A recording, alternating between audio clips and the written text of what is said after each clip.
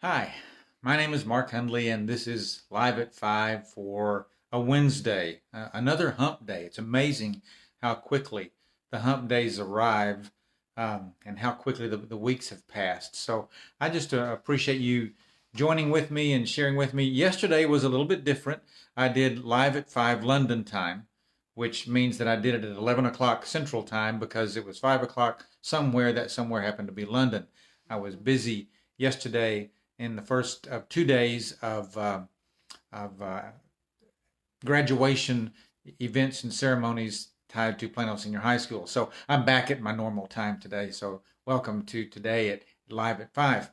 Usually I come to you prepared with some prepared remarks, and I read most of them because I want to stay focused and connected. But today I'm just going to be a little random. I'm going to just talk with you a little bit from my heart. Um, about questions. Questions are curious.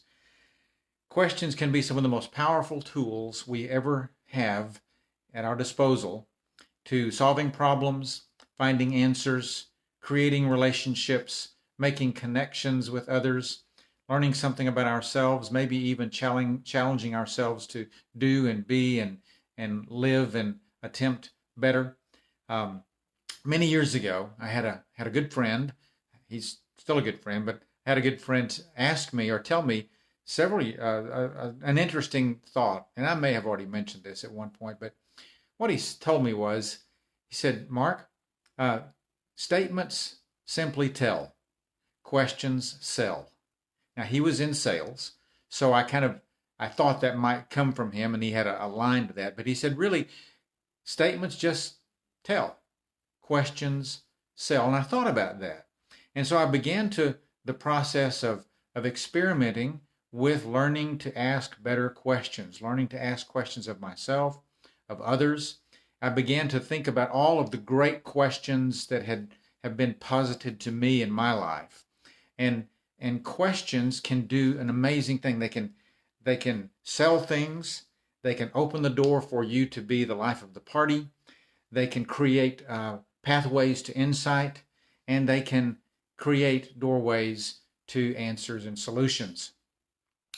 One of the most profound questions I was ever asked was asked of me not long after my first wife died as a result of injuries she received in a car accident some 31 years ago.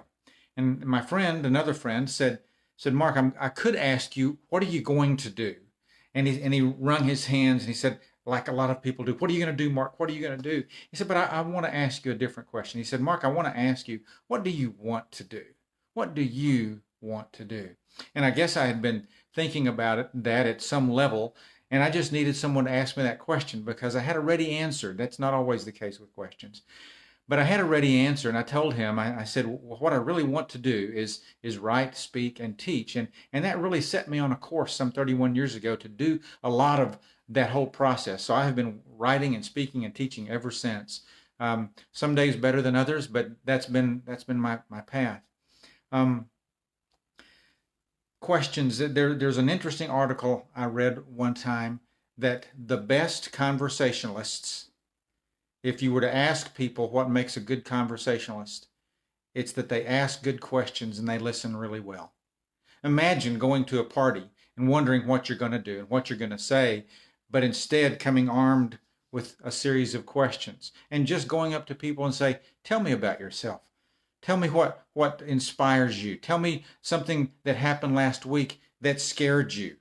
And then just listen to what's going on. You can create tremendous relationships by asking good questions and paying attention to the answers and listening. I have been asking myself questions the last couple of weeks. Some of the questions I've been asking in the middle of the night when I wake up. What is it that I'm feeling right now? Uh, what's scaring me? What's concerning me? What are the thoughts that are dominating my brain? Are there things that I need to do that will help me manage the stress and the anxiety that I'm experiencing? And I'm wondering, what thoughts are you feeling? Are you having? What feelings are dominating your insides? What thoughts keep you up at night or wake you up in the middle of the night? What terrifies you? What scares you? What concerns you? What angers you?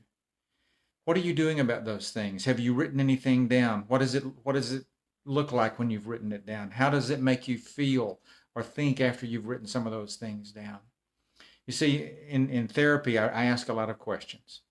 And one of the things that I tell clients, because they have a tendency to believe that if I ask a question, they have to have a ready answer. It's not always the case. Many times, the power of the moment is in posing the question.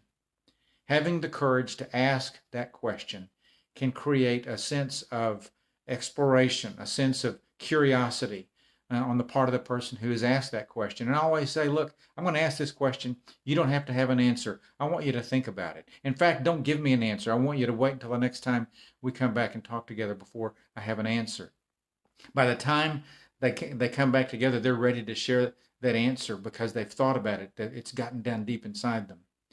I have one little series of questions for you before I go. Um, think about all that's happened. Think about all the challenge and the anguish and the frustration and the anger and all the confusion on all sides going on right now. And I know it's created a chaotic sense probably in you. If I could give you a magic wand, and let you wave that magic wand, and you could come up with a solution that would bring people together, what would that solution be? How would you implement that solution? What challenges do you think that you would face in implementing that solution? Who do you think you could ask to help you with that solution? What might the long-term benefits be for everyone if you implemented that solution? What is one thing you could do to help sustain it? So I'm going to leave you with one question. What do you want to do about your situation right now, about your thoughts, about your feelings, about your relationships? What is it that you want to do with that to make it better?